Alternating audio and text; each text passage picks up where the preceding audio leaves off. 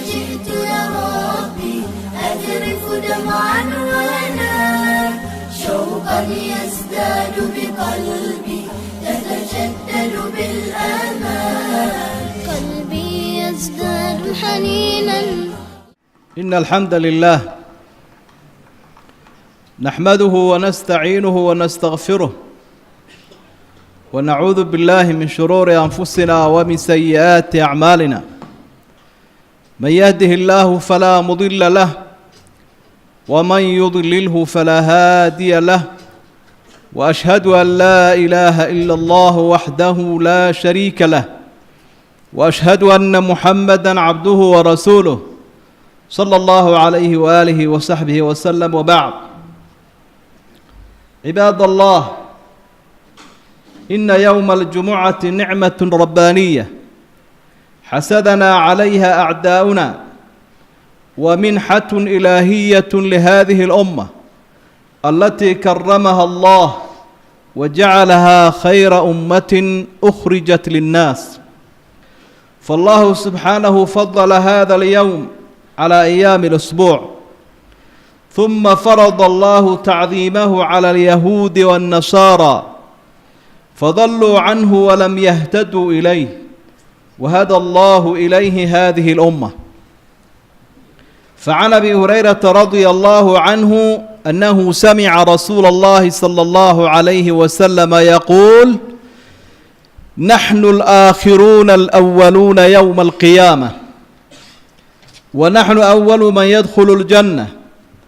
بيد أنهم أوتوا الكتاب من قبلنا وأوتيناه من بعدهم،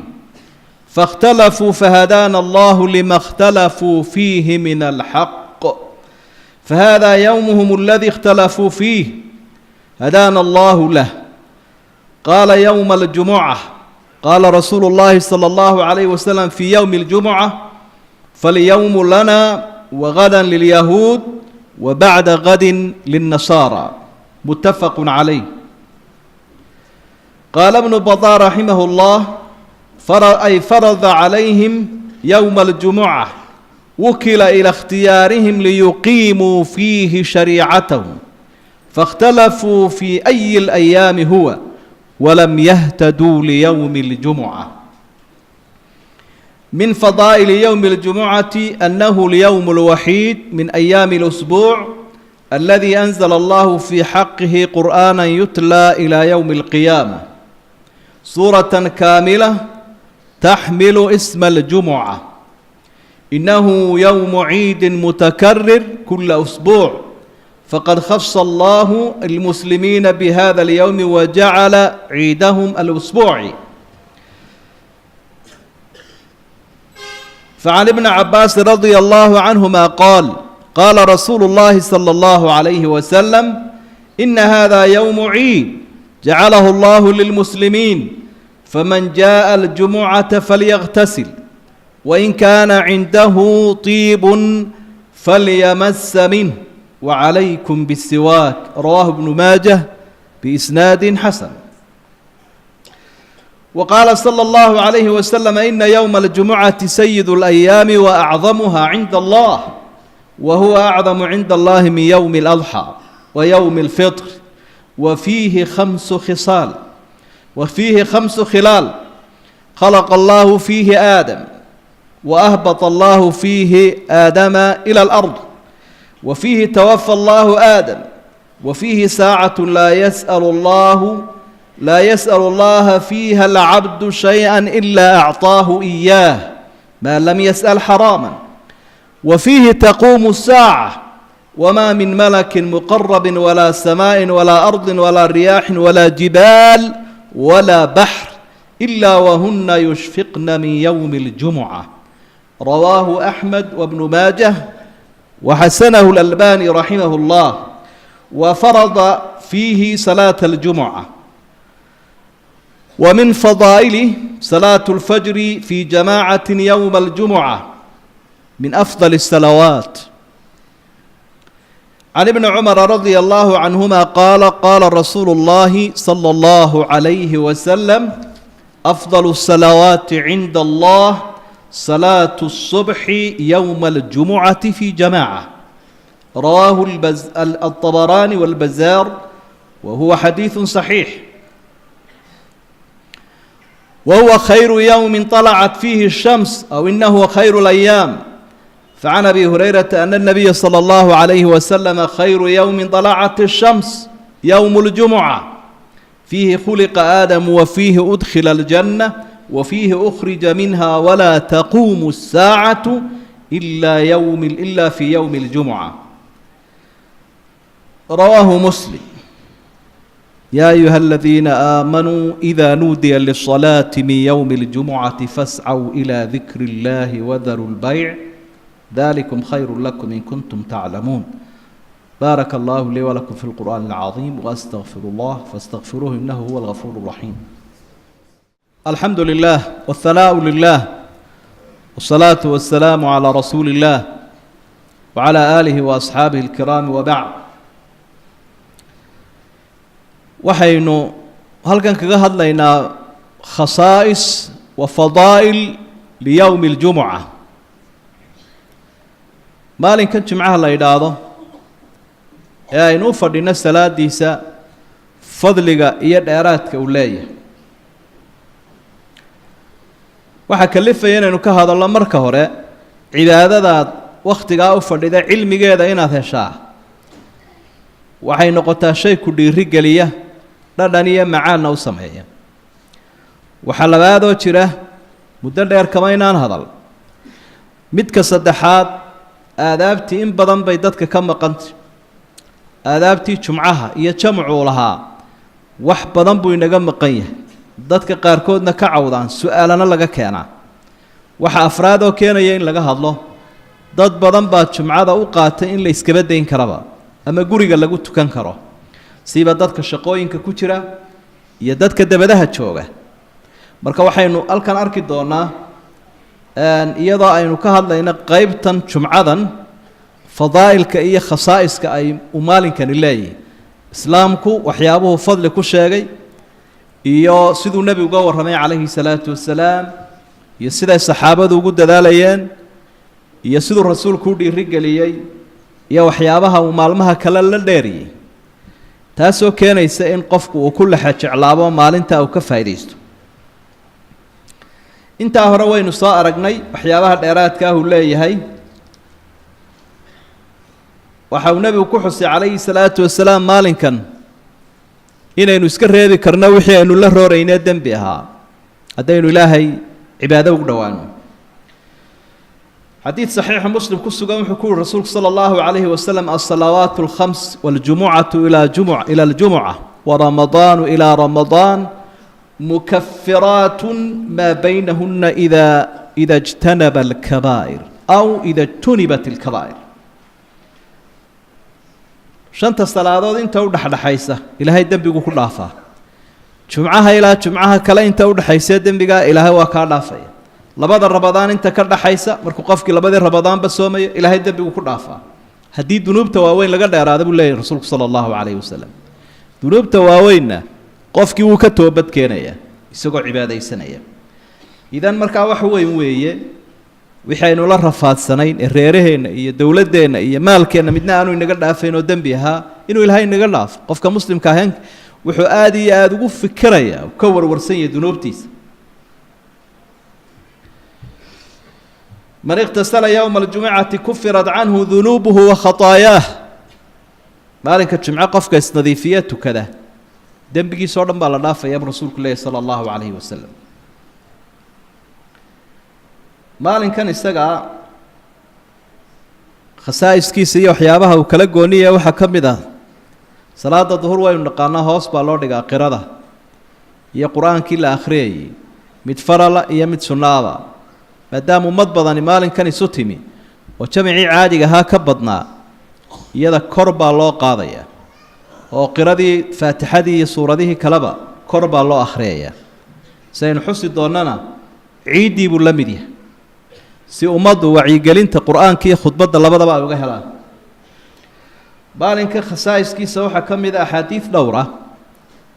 oo culimmadu ay tilmaamayaan wahan ha ku jiro laakiin inay isxoojinayaan. yuqawi bacduha bacda aw laha xukmu rafci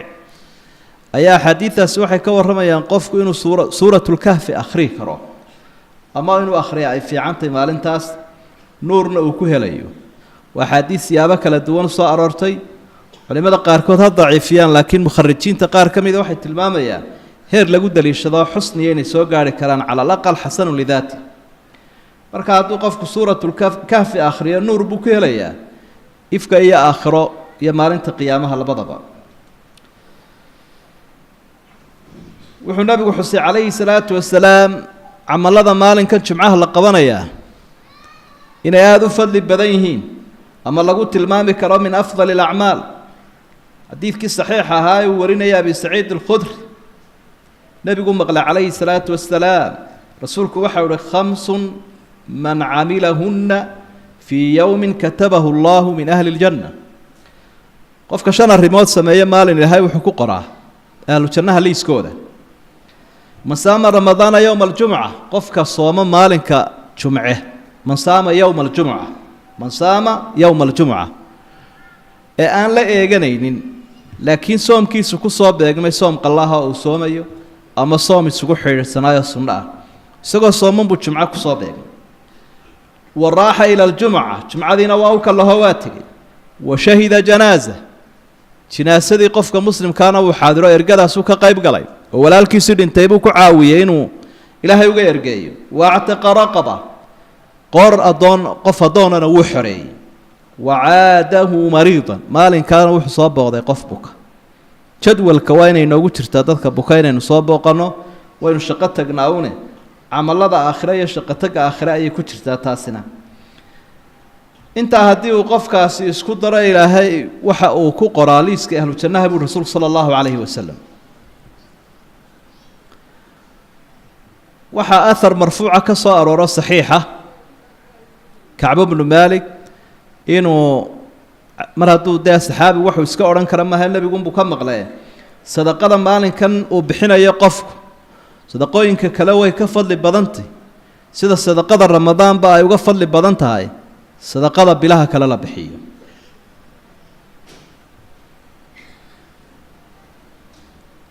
maalinkan isaga waxaynu isugu baraarujinaynaa dadkii baa kala duwan dadka xataa tukanaya jumcada oogaya ku aan tukanayn isaga kabadaaba laakiin intii tukanaysa laftigooda kala baxay oo kala dheereeyey marka kuwa mudan ee rasuulku ammaanay inaad ka mid noqoto ayaynu isugu baraarujinaynaa ama aynu ka mid noqonno xadiid xasana qolyo ibnu khusaymana saxiixuu ku tilmaamay cabdillaahi bnu camr ayaa warinaya radia allahu canh rasuulku waxau uhi yaxduru ljumucata 3 nafar jumcada waxaa yimaadaa salaada jumcaha 3 qof dadka yimaadaa waa 3 qof farajulu xadarahaa bilaqwin fadalika xaduhu minha qof uu yimid oo uu iska sheekaynayaa khudbad ma dhagaysanayo oo bilaa macnuu wadaa kaasi bilaa macnihiisaasuu la dhaqaajiyey buu rasuulku yihi sala allahu calayhi wasalam waana midh uu ka digayo warajulu xadarahaa biducaa'in fahuwa rajulu daca allaha in shaa acطaahu wain shaa manaca iyo qof ducaa un la fadhiistay aadaabta kale kuma fiicnaa laakiin ducadiisaa badan kaana calafkiisuu qaadayo ilaahay ama uu ka aqbalay ama uu diiday ka la doonayaa waxa weeye warajulun xadarahaa biinsaatin wa sukuutin walam yatakhada raqabata muslimin walam yu'di axada fahiya kafaaratun ila aljumucati alatii taliiha waa qof yimid aamusay khudbaddii dhagaystay ummaddana aan dhibin oon dadka jiirhjiidhin caggaa dambe intuu ka soo tallaabsado dadka aan qoortooda ka taltallaabsan qofna aan dhibin buu nebigu uhi calayhi salaatu wasalaam meesha dhib looma iman waxaa loo yimi in laga macaasho laga faa'iidaysto oo xataa dee urtii iyo dhididkii baa la yidhi laga soo maydho oo cabar ha laga soo marsado marka si muuqata iyo si macnawiya labada midnaba dadka walaalaha in loo dhibo maa marka qofkaasi dadkii muu jiidhin halkii ugu horraysay bannaanayd buu fadhiistay kadibna khudbaddii buu dhagaystay si edab leh qofkaa dembi dhaaf bay u tahay jumcada iyo tala xidhiidha jumcadaa iyo tala xidhiidha iyo 3 cisho dheeraada buu rasuulku yihi sala allahu calayhi wasalam ilaahay baa wuxu uhi man jaa bilxasanati falahu 10 amhaaliha qofku hadduu wanaag la yimaado 10 jeer buu ilaahay usii laablaabaa yowmu ljumuca sidan uu ifka uga jiraabo aakhirana uga jiraa waa siday ku fasireen asxaabta iyo culamaa tafsiir waana maalin ay si gaara u casuuman yihiin awliyada ilaahay ee jannada galay alla wuxuu idhi markuu ka warramay ahlu jannaha nicmo badan inuu siiyo waladayna maziid dheeraad baa agtayada u yaalla janno way heleen laakiin dheeraad baan siinayaa buu ilaahay waxay ku fasireen dheeraadka anas ibnu maalik iyo rag kale yatajallaa lahum fii kulli jumuca jumco walba ilaahay baa ayaa istusaya awliyadiisa jannada ilaahay bay jannada ku arkayaan marka halkaasay si gaara ugu casuuman yihiin ay ku farxayaan dheeraadkaasu aakhirana leeyahy yowmu ljumuca waxaa fiican inuu qofku socdo haddii uu masaajidka socod ku gaarhi karayo oo halku gaadhi ka kaxaysan laha inuu lugeeyo ayaa wanaagsan waxaa u daliila xadiidka saxiixa ah ee ay warinayaan asxaabu sunan wabnu khusayma iyo aimo kaleba rasuulku wuxuu xusay sala allahu calayhi wasalam man gasala waاغtasala yowma aljumucati wabakara wabtakar wadanaa min alimaami faansat kaana lahu bikuli khadwati yakhtuuha siyaamu sanati waqiyaamuha wadalika cala allahi yasiir qofka maalinka jumcaha maydha ee hore masjidka u taga ee imaamka u dhowaada tallaabo kasta ilaahay wuxuu ku siiyaa soom sanad soomkii macnaa ajrigii laga heli lahaa sanad hadduu soomi lahaa qofku iyo cibaado habeenkii uu gudan lahaa sanad ajriguu ka heli lahaa macnaha wuxuu u dhigmayaa qof sanaddan maalintiina soomanaa habeenkiina cibaado u taagnaa ayuu la ajriyaa waxba hayaaba inuu hadhaga taagin laakiin rasuulku wuxuu uhi wadaalika cala allaahi yasiir arrintaasi ilaahay way u fududay dadkaa la xejeclo xunoo wax ku adkaadaane oo odhanaya ma nin intaa yaro socda iyo nin intaa cibaadaystayba ay isku ajriyehe ilaahay wuu siinayaa waxba kuma adkaadaan rabbi subxaanahu wa tacaala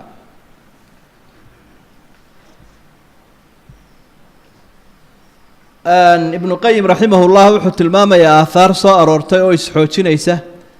ayaa wuxuu leeyahay heer daliil lagu daliishado way gaarhi karaan ana jahannama tusjar ay tuxmaa kula yowmi min ayaami اlasbuuci ilaa yowma aljumuca wadalika tashriifa lihada alyowm alcadiim fi zaadi lmacaad dakara kada maalinka jumce mooyaane 6 maalmoode kale naartaa waa la shidaa naarta waa la horiyaa oo waa la shidaa maalinka jumcaha ilaahay isagoo sharfaya waa ka daayaa shididaas cidda dhimata iyadoo loo rajaynayo inay jannada hore ka gasho waa sidii loo xidhayay naaraha bisha ramadaan oo kale ciiddii usbuuca ayuu noqday saa daraaddeed ciiddii sanadku u egyahay maalinkani oo ciidda sanadka waxaa lagu farxaa ilaahayna loogu dhowaadaa salaad iyo qurbaan oo ciidda ramadaanna waxaa salaadiina waa la tukanayaa sakaad fidrigiina waa la bixiyaa ciiddan ciidul adxaana salaadiina waa la tukadaa neefkii udxiyadana waa la gowracaa jumcadiina saas oo kale salaaddii waynu tukanaynaa laakiin rasuulku wuxuu tilmaamay sala allahu calayhi wasalam sadaqadii la bixinaya maalmaha kale waajibkiiyo sunnaha ahayd waxa u dhigma kalahaadda uu qofku kalahayo jumcada uu hore ugu tegayo ee shaqooyinkiisii iyo howlihiisii kale uu soo xidhayo taasaa waxay u dhigantaa qurbaankii ciidaha la bixin jiray oo kale waxaa taa caddaynaya xadiidka saxiixeynka ku sugan wuxuu nabigu xusay calayhi salaatu wasalaam dadka jumcada tegaya ee u kala horeynaya xaaladoodu sayt markaa qofka saacadda hore taga wuxuu ka dhiganya inuu neef geela ilaahay ugu dhowaado u gowracay oo kale neef geeloo la gowraco sadaqadaa ajrigii laga heli lahaa buu helaya ka ku xigaana neef lo-a ka ku xigaana wan shili soo geesa leh ka ku xigaana digaagad ka ku xigaana xabad beeda waa 5 saacadood saacado had iyo jeer adduunyada iskuma beegmaan oo waa la kala saacada duwan yahay saacaddan 60 daqiiqana ma aho dee berigaa lama haynin waxa weeye waktiga marka waagu baryo ilaa waktiga khatiibka uu fuulayo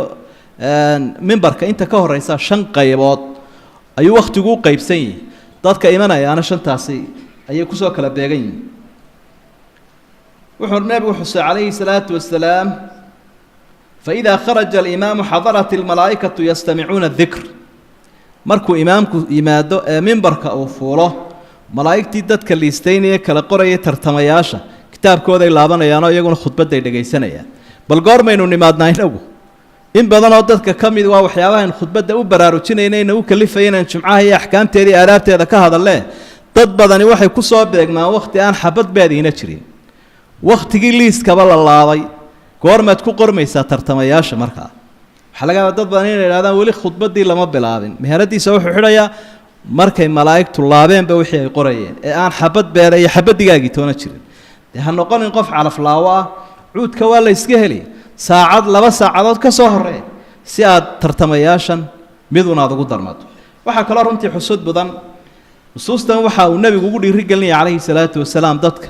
inay dadku la yimaadaan caawan la taaban karo wafii dalika falyatanafas ilmutanaafisuun khayrka ha u tartamaan buu ilaahay dadka tartamaya waxa tartamayaana waa dadka marka waa sida loo soo kala horeeyay saa daraaddeed baa qofkii habsamay la yidhi xagga dambe ha maro oo dadka ayuu jiirin haddaanu helin meel bannaan oo kuwa hore ay dayaceen markaa sijaayadaha la sii dhigaya iyo alaabta la dhigaya iyo iyagu tartamayaasha kuma jiraan ee waxa tartamaya waa dadka in saa loo ogaadana waa wax xusid mudan maalinka khasaa'iskiisa waxa ka mid ah saa horeba inuu soo xusnay waa maalin ilaahay uu u diyaariyey oo ugu deeqay ummaddan ummaddu dheeraadyo badan bay leedahay maadaama cimrigeedu uu yar yahay maadaama fadligeedu uu badan yahay waa maalin ummadii hore loo soo bandhigay yuhuuddi iyo nasaaradoo la yidhi weyneeya oo ay weydaarteen ama ogaan bay u weydaarteen ama culimmada qaarkood say fasirayaan way seegeenuun calaflaawayaal bay noqdeenoo jumcadii bay daydayeenoo way weydaarteen markaasay sabti iyo axad ku kala hagaageen marka rasuulku sala allahu calayhi wasalam waa ka xusaya in ilaahay ummaddan uu ku beegay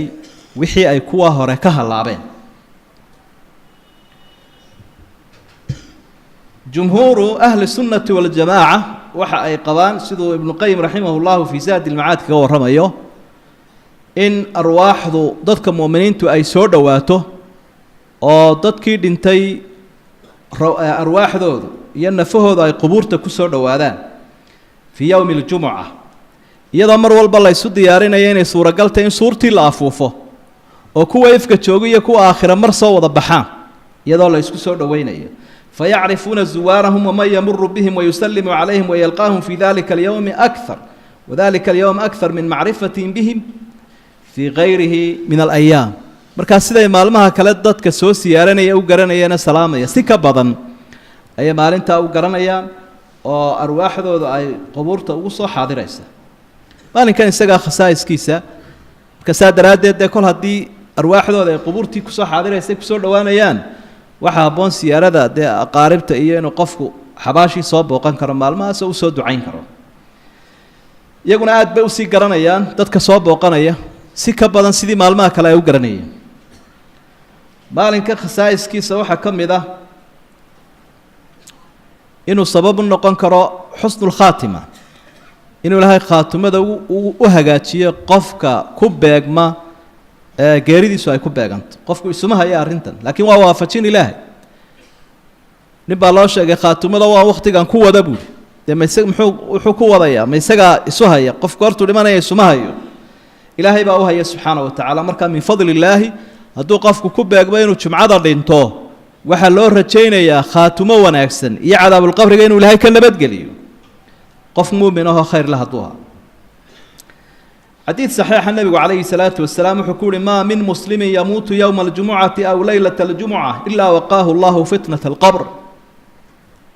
qofka dhinta maalinka jumcada qofka muslima buu nebigu uhi gaal maaha qofka muslimka ah ee dhinta maalinka jumce ama habeenka jumce ilaahay wuxuu ka badbaadiyaa balaayada qubuurta ka dhacda iyo cadaab alqabriga hadduu cadaab alqabriga ilaahay ka nabadgeliyana kii dambena waxaa loo rajaynaya inuu ka nabadgalo khasaa'iskiisa waxaa ka mid ah inay culimmadu ku fasireen inuu yahay hada alyowm shaahid waalcamalu mashhuud واتفق جمهور المفسرين على أن الشاهد هو يوم الجمعة يشهد على كل عامل بما عمل فيه إلهي وحده وشاهد ومشهود خلقي لبدا سنبو قيبسية مد مرخاتية هي مد لغو مرخاتية مركة جمعة هو مرخاتي عمل كي قفكنا وكا مرخاتي كعيا كي مالك جمعته كذا كي إلهي عابده إيا كي كلا سيدو لولكو مرخاتي النغضة ayuu wakhtiguna u markhaati kacaya marka khasaa'iska iyo fadaa'ilka uu maalinkani leeyahay bay kuwaasi ka mid yihiin iyada oo wax badan aynaan sheegin saa daraaddeed inaynu ka faa'iidaysanno oo fursadda inaan iska dayicin aad iyo aad bay u muhiim tahay iyadoo aynu ogsoonnahay saacatulijaabi qiimaha badnaana inuu nebigu ku sheegay calayhi salaatu wasalaam weliba axaadiidta iyo culimmadu waxay u badan yihiin inay ku jirto wakhti dadka qafladdu ay ku badanta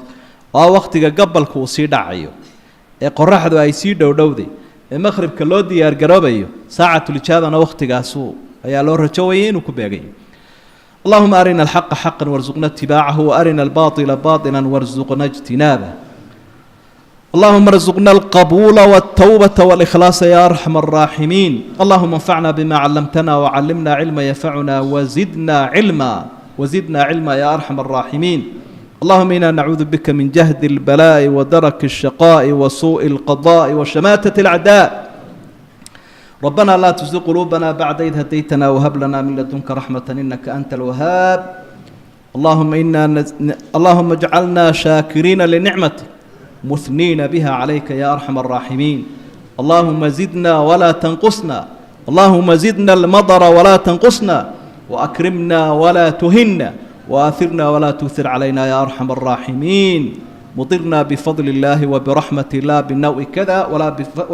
ولا بكوكب كذا صلى الله وسلم على نبينا محمد وآله وصحبه وسلم وأقم الصلاة